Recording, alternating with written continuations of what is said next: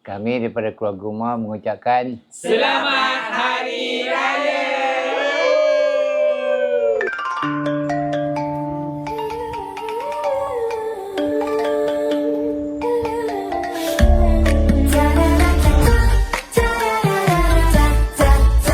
Lampu kelima malam bercahaya, kampung halaman jadi syurga. Kawan dan saudara sama bersua, rindu akhirnya terubah jua. Ketupat di meja, rendangnya menggoda, terjaga kawan. Hatiku rasa gembira. Selamat Hari Raya, semua gembira. Hari mulia, hati bunga-bunga. Selamat Hari Raya, kita semua bahagia nikmati bersama. Penuh rasa cinta. Lampu kelima malam bercahaya, kampung halaman jadi syurga. Kawan dan saudara sama bersua, rindu akhirnya berubah jua. Ketupat di meja, rendangnya menggoda, pecah gelar kawan. Hatiku rasa gembira. Selamat Hari Raya, semua gembira. Hari mulia, hati bunga-bunga. Selamat Hari Raya, kita semua bahagia nikmati bersama. Penuh rasa cinta.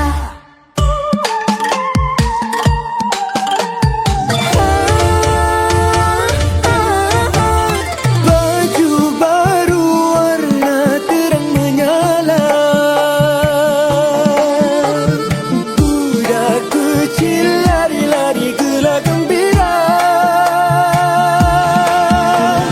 Beda beli, sampul dah isi, tersenyum riang Abah dan Umi. Pelita bernyala, hati gembira. Syukur nikmat ini tak terkira. Selamat Hari Raya, semua gembira. Saya doakan Abang sihat selalu. InsyaAllah. Nanti saya dah kerja, saya pula jaga Abang. Alhamdulillah.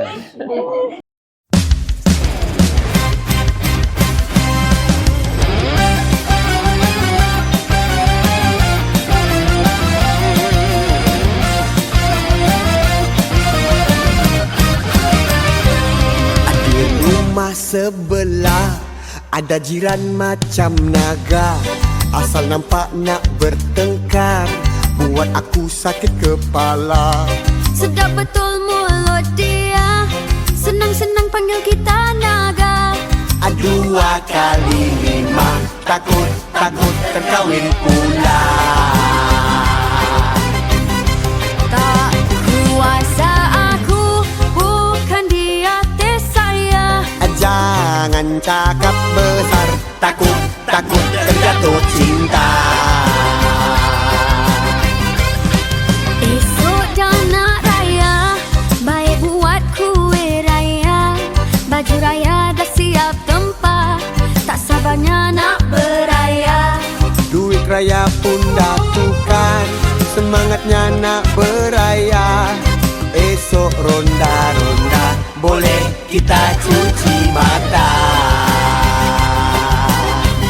Semua sudah sedia, elok kita tidur saja. Jangan jadi orang sebelah, solat raya pun membuta.